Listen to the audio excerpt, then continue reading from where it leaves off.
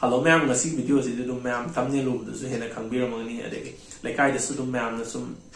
madi BP pokai dei sire adagi madi BP leibne do guli jaw male stroke to hospital pokat krega sigum ba dum kamalli dum toya sum tanar ba poni dan ko sigma dang ste na haning ba poti kai no ha hypertensive is silent killer ne ba ko adu na ko mi sama hypertension na se na ba manung se mi yang kai di symptoms la kaneba adu ngai gi symptoms lai ba mi yang kai ja sidagi mi yang kai madi ko ne treatment zat kaneba adu ga ko gi treatment zali ba sigi yang kai ja sidagi mi yang 50% ji khakta mu ka da ngai gi hidam do sa na sumaina sang nai na check up nu gap to ba ja si je oi ne ba ko adu to ngai video se ma'am na han ga thing na bi bo or ga di ai ti big ti ananda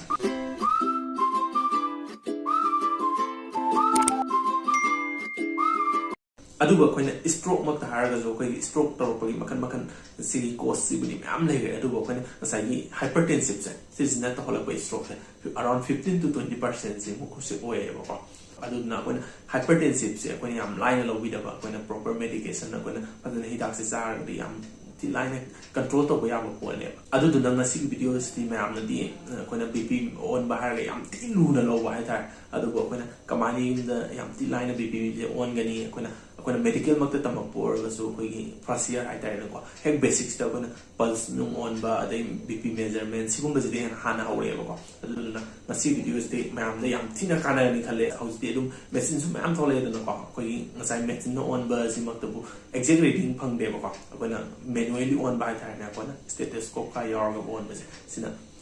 manual method है बको सुमाइन on बसिना exact value से फंग देने बा अदगे Koyna machine जे मक्तब ma'am जे याम ति तांग मा मान को अदुम 1000 की range अदुम फंग ने अदुम स्टेथोस्कोप पे का यार को अदुगा खतंग मार्करी की तुना खतंग तांग 2.5 के अदुमाइन 3000 अदुमाइन बी बने अदुबु ngасai रीडिंग भी अदुम सब माना देने बको ngасai की 1 के मैम ना अराउंड 1000 गुम इन्वेस्ट तो अदुम 4 to 5 years अदुम फजन अदुम चत फजन सिजनर गदी 7 8 even 10 years for अदुम चत बो ने बको I'm not saying BP on a message, spike manometer. I have some Konalabi Bokan, the stethoscope Yawadum Yawanevo, but Sigi 1000 rands. I do sudum stethoscope, Adam Sina Yawanevo, Suma BP on Bokot away. And the Yawta Harasodum 200 trained Adam, the percentage on people here to Sina Yawanevo, but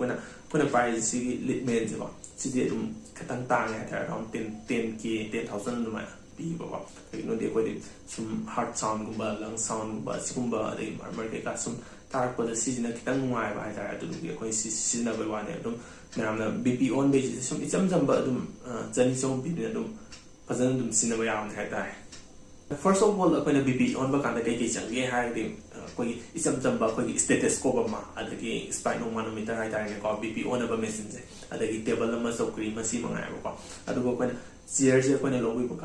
comfortably from Manunga, or Langan Gadabam Yaw, says the lobby by Diaco. I do the moment I am Tina Luna longer BP on the combine on the house my Hajera. I do not hammer on the meeting as I want to name amongst the 30 minutes amongst the Zagumba, Copigumba, they smoking but stop it over Kaino season as I peripheral vasoconstriction. I die as I blood vessel vasoconstriction tower as I false reading period by time. I do the Nekona preferably on Bacana morning to own the city and a pay in as mine and on Mercy. The key Sagi Lagasu, Sagi Mapamade Mapama Salagasu, 5 minutes from the rest of Tower Matungo on Viva Tarico. I think Sagi Famba Makta Orgasu, Sagi comfortably from Viva, they could dance in Sagi table to the Fazanat and Viva Duga, Sagi Pambom, Aquagi Sigi Pambom, Sagi heart level, sig levels, minor Tambiro from Viva Tari. Aduga BP cup set Pabi Bacana Sagi, Sigi elbow, point of Malaysia. So they give in Siama Gumba, they give 2 to 3 centimeter height like a Fabi by Tareko. Paba can see Amtina tight one is Pabi the body, Amtina loose one is Pabi the bite. Could on Ama Nikumba, Smana, could on Ama Nikumba, Smana, Tinzabaya by Monda, Pabi by Tareko.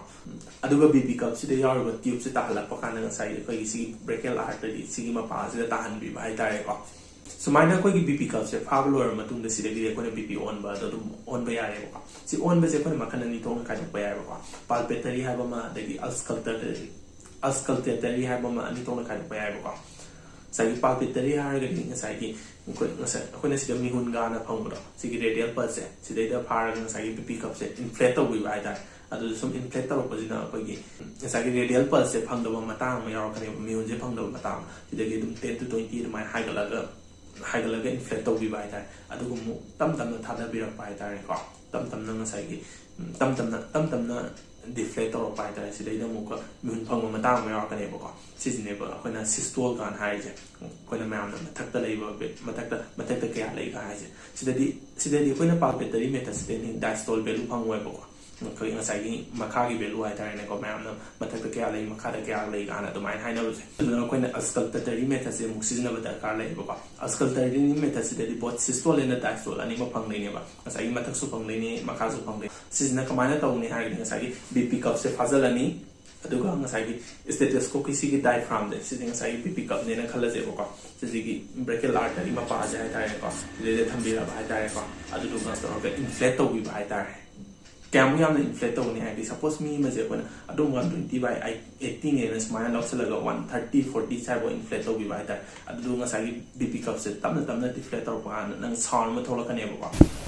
ꯃꯥꯒꯤ either 130ꯗ ꯑꯣꯏꯒꯦꯔꯥ 120ꯗ ꯑꯣꯏꯒꯦꯔꯥ 110ꯗ ꯑꯣꯏꯒꯦꯔꯥ ꯑꯍꯥꯟꯕ ꯊꯣꯛꯂꯛꯏꯕ ꯇꯥꯔꯤꯕ ꯁꯥꯎꯟꯁꯦ ꯁꯤꯁꯦ ꯁꯤꯁꯇꯣꯜꯅꯦꯕ ꯇꯞ ꯇꯞꯅ ꯁꯤꯁꯤꯅ ꯁꯨꯝ ꯊꯥꯗꯔꯛꯄ ꯀꯥꯟꯗ ꯅꯪꯒꯤ ꯁꯥꯎꯟ ꯂꯣꯏꯕ ꯐꯥꯎꯕ ꯇꯥꯔꯛꯀꯅꯦꯕꯀꯣ ꯁꯝꯅ ꯃꯥꯁꯦ ꯃꯈꯥꯗ 170 ꯂꯩꯔꯦ ꯈꯜꯂꯁꯦꯕꯀꯣ 70ꯁꯤꯗ ꯃꯥꯒꯤ ꯁꯥꯎꯟꯁꯦ ꯂꯣꯏꯒꯅꯦꯕ ꯇꯛꯅ ꯇꯧꯕꯁꯦ ꯑꯗꯨꯗꯨꯒ ꯀꯩꯒꯨꯝꯕ ꯃꯥꯁꯦ 90ꯗ ꯁꯥꯎꯟꯁꯦ ꯂꯣꯏꯔꯦ ꯈꯜꯂꯁꯦꯕ ꯑꯗꯨꯏꯗꯤ ꯃꯥꯒꯤ ꯃꯈꯥꯒꯤ ꯚꯦꯂꯨꯁꯦ 90ꯅꯦꯅ ꯂꯧꯗꯣꯏꯅꯦꯕꯀꯣ ꯑꯩꯈꯣꯏꯅ ꯕꯤꯄꯤꯁꯦ ꯑꯣꯟꯕ ꯀꯥꯟꯗ ꯀꯃꯟ ꯑꯣꯏꯕ ꯃꯤꯁꯇꯦꯛꯁꯦ ꯀꯩꯅꯣ ꯍꯥꯏꯔꯒꯗꯤ ꯉꯁꯥꯏꯒꯤ ꯑꯣꯜꯂꯤꯀꯥꯟꯁꯤꯗ ꯑꯩꯒꯤꯗꯨꯕꯨ ꯀꯌꯥ ꯂꯩꯒꯦ ꯃꯊꯛꯇꯨꯅ ꯀꯌꯥꯅꯣ ꯃꯈꯥꯗꯨꯅ ꯀꯌꯥꯅꯣ ꯀꯥꯟꯅ ꯑꯅꯤꯃꯛꯁꯤꯅ ꯋꯥꯔꯤ ꯁꯥꯖꯜꯂꯣꯏꯗꯕꯅꯦꯕꯀꯣ ꯑꯗꯒꯤ ꯉꯁꯥꯏꯒꯤ ꯐꯝꯕꯃꯛꯇ ꯑꯣꯏꯔꯒꯁꯨ ꯈꯣꯡꯁꯤ ꯀ꯭ꯔꯣꯁ ꯇꯧꯔꯒ ꯐꯝꯕꯤꯗꯕ ꯍꯥꯏꯇꯥꯔꯦ ꯀꯩꯒꯤꯅꯣꯗꯤ ꯉꯁꯥꯏꯒꯤ ꯈꯣꯡꯗꯁꯨ ꯑꯩꯈꯣꯏꯒꯤ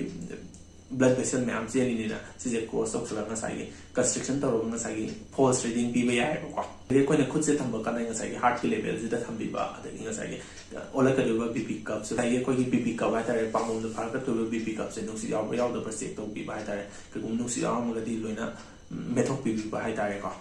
ꯑꯗꯒꯤ ꯃꯔꯨꯑꯣꯏꯅ ꯕ꯭ꯂꯦꯗꯔ ꯍꯥꯏꯇꯥꯔꯦꯀꯣ ꯑꯩꯈꯣꯏꯅ ꯅꯝꯕꯔ 1ꯁꯦ ꯐꯖꯅ ꯑꯦꯝꯇꯤ ꯑꯣꯏꯅ ꯇꯧꯊꯣꯛꯄꯤꯕ ꯀꯩꯒꯤꯅꯣ ꯁꯤꯁꯤꯅ ꯁꯄꯦꯇꯤꯇꯤꯛ ꯑꯦꯛꯇꯤꯚꯤꯇꯤ ꯑꯦꯛꯇꯤꯚꯦꯠ ꯇꯧꯔꯒ ꯁꯤꯅꯁꯨ ꯐꯣꯜꯁ ꯔꯤꯗꯤꯡ ꯍꯦꯟꯅ ꯄꯤꯍꯜꯂꯛꯄ ꯍꯥꯏꯇꯥꯔꯦꯀꯣ ꯑꯗꯨꯒ ꯕꯤꯄꯤ ꯑꯣꯟꯕ ꯀꯥꯟꯗ ꯌꯥꯔꯤꯉꯩ ꯐꯝꯃꯒ ꯑꯣꯟꯕꯤꯕ ꯍꯥꯏꯇꯥꯔꯦ ꯇꯨꯝꯃꯒ ꯑꯣꯟꯕꯗꯒꯤꯗꯤ ꯐꯝꯃꯒ ꯑꯣꯟꯕꯁꯤꯅ ꯑꯦꯛꯖꯦꯛ ꯚꯦꯂꯨ ꯐꯪꯕ ꯍꯦꯜꯂꯦꯕꯀꯣ ꯁꯤꯅꯤ ꯃꯌꯥꯝ ꯁꯨꯝ ꯕꯤꯄꯤ ꯑꯣꯟꯕꯁꯦ ꯃꯌꯥꯝꯅ ꯌꯥꯝ ꯊꯤꯅ ꯂꯨꯅ ꯂꯧꯕꯩ ꯋꯥꯅꯦ ꯌꯥꯝ ꯊꯤꯅ ꯂꯥꯏꯕꯅꯦꯕꯀꯣ ꯑꯗꯨꯕꯨ ꯇꯁꯦꯡꯅ ꯑꯦꯛꯖꯦꯛ ꯑꯣꯏꯅ ꯑꯣꯟꯒꯦ ꯍꯥꯏꯔꯒꯗꯤ ꯌꯥꯝ ꯊꯤꯅ ꯔꯨꯜꯁ ꯀꯥ ꯃꯌꯥꯝ ꯂꯩꯔꯦꯀꯣ ꯌꯦꯠꯇ ꯑꯣꯟꯕ ꯑꯣꯏꯗ ꯑꯣꯟꯕ ꯑꯗꯒꯤ ꯔꯤꯗꯤꯡꯁꯦ ꯑꯍꯨꯝꯂꯛꯀ ꯂꯧꯔꯒ ꯃꯤꯟ ꯂꯧꯕ ꯈꯣꯠꯄ ꯀꯥꯟꯗ ꯑꯗꯨꯃꯥꯏꯅ ꯑꯗꯨꯝ ꯂꯩꯔꯦꯕꯀꯣ ꯁꯨꯃꯥꯏꯅ ꯁꯤ ꯆꯪꯁꯤꯟꯗ꯭ꯔꯒꯁꯨ ꯃꯌꯥꯝꯅ ꯁꯨꯝ ꯑꯦꯄ꯭ꯔꯣꯛꯁꯤꯃꯦꯠꯂꯤ ꯃꯥꯟꯅꯅ ꯑꯣꯟꯒꯦꯅ ꯍꯥꯏꯔꯒꯗꯤ ꯑꯗꯨꯝ ꯂꯦꯐ ꯁꯥꯏꯗꯁꯤꯗ ꯑꯗꯨꯝ ꯑꯣꯟꯕꯤꯌꯣꯕꯀꯣ ꯀꯩꯒꯤꯅꯣ ꯉꯁꯥꯏꯒꯤ ꯍꯥꯔꯠꯁꯤꯒ ꯀ꯭ꯂꯣꯖ ꯑꯣꯏꯕꯅ ꯁꯤꯁꯤꯅ ꯍꯦꯟꯅ ꯑꯦꯀꯨꯔꯦꯠ ꯑꯣꯏꯌꯦꯕꯀꯣ ꯑꯗꯣ ꯃꯌꯥꯝ ꯑꯁꯤꯒꯤ ꯚꯤꯗꯤꯑꯣꯁꯤꯗ ꯑꯩꯒꯤ ꯁꯦꯅꯤꯌꯔꯈꯩꯅ ꯌꯦꯡꯕꯤꯕ ꯌꯥꯎꯔꯒꯗꯤ ꯑꯩꯅ ꯍꯥꯏꯕꯗ ꯋꯥꯠꯍꯧꯕ ꯁꯣꯏꯕ ꯌꯥꯎꯔꯒꯁꯨ ꯑꯗꯨꯝ ꯀꯃꯦꯟ ꯁꯦꯛꯁꯟꯗ ꯑꯗꯨꯝ ꯍꯥꯏꯕꯤꯔꯛꯑꯝꯃꯣ ꯑꯗꯨꯒ ꯑꯩꯒꯤ ꯚꯤꯌꯔꯁ ꯃꯌꯥꯝ ꯃꯔꯛꯇ ꯑꯦꯕꯣꯔꯁꯟꯒꯤ ꯃꯇꯥꯡ ꯑꯃ ꯍꯪꯕꯤꯔꯛꯄꯗꯣ ꯑꯗꯨ ꯌꯥꯔꯤꯈꯩ ꯍꯣꯁꯄꯤꯇꯥꯜꯗ ꯆꯠꯂꯒ ꯑꯗꯩ ꯗꯣꯛꯇꯔ ꯑꯃ ꯐꯖꯅ ꯀꯟꯁꯜ ꯇꯧꯔꯒ ꯑꯦꯕꯣꯔꯁꯟ ꯇꯧꯕꯤꯌꯣꯕꯀꯣ ꯀꯩꯒꯨꯝꯕ ꯁꯤꯒꯤ ꯁꯨꯃꯥꯏꯅ ꯑꯟꯁꯦꯐ ꯑꯦꯕꯣꯔꯁꯟ ꯇꯧꯕꯁꯦ ꯁꯤꯗꯅ ꯍꯦꯃꯣꯔꯦꯖ ꯑꯗꯒꯤ ꯁꯦꯞꯁꯤꯁꯀꯨꯝꯕ ꯊꯣꯛꯑꯒ ꯌꯥꯝ ꯀꯝꯄ꯭ꯂꯤꯀꯦꯁꯟ ꯂꯥꯛꯄꯒꯤ ꯆꯥꯟꯁꯁꯦ ꯌꯥꯝ ꯋꯥꯡꯉꯦꯕꯀꯣ ꯑꯗꯒꯤ ꯏꯚꯟ ꯂꯦꯇꯔ ꯐꯦꯁ ꯑꯣꯐ ꯂꯥꯏꯐꯇꯅ ꯏꯟꯐꯔꯇꯤꯂꯤꯇꯤ ꯑꯣꯏꯕ ꯍꯥꯏꯇꯥꯔꯦꯀꯣ ꯑꯉꯥꯡ ꯑꯣꯏꯕ ꯉꯝꯗꯕꯒꯤ ꯆꯥꯟꯁꯁꯤꯁꯨ ꯑꯗꯨꯝ ꯂꯩꯌꯦꯕꯀꯣ ꯑꯗꯨꯗꯨꯅ ꯉꯁꯥꯏꯒꯤ ꯗꯣꯛꯇꯔ ꯑꯃ ꯐꯖꯅ ꯀꯟꯁꯜ ꯇꯧꯕꯤꯕ ꯍꯥꯏꯇꯥꯔꯦꯀꯣ ꯑꯗꯨ ꯉꯁꯤꯒꯤ ꯚꯤꯗꯤꯑꯣꯁꯦ ꯃꯇꯥꯡ ꯁ꯭ꯋꯥꯏꯗ ꯂꯣꯏꯁꯤꯟꯖꯔꯒꯦ ꯃꯌꯥꯝꯅ ꯁꯦꯝꯍꯟꯅꯤꯡꯕ ꯚꯤꯗꯤꯑꯣ ꯂꯩꯔꯒꯁꯨ ꯑꯗꯨꯝ ꯀꯃꯦꯟ ꯁꯦꯛꯁꯟꯗ ꯍꯥꯏꯕꯤꯔꯝꯃꯣ ꯃꯌꯥꯝꯅ ꯚꯤꯗꯤꯑꯣꯁꯦ ꯈꯤꯇꯪ ꯀꯥꯟꯅꯩ ꯈꯜꯂꯒꯗꯤ ꯂꯥꯏꯛ ꯃꯆꯥ ꯑꯃ ꯅꯝꯖꯤꯟꯕꯤꯔꯝꯃꯣ ꯃꯌꯥꯝ ꯉꯁꯤꯗꯤ ꯕꯥꯏ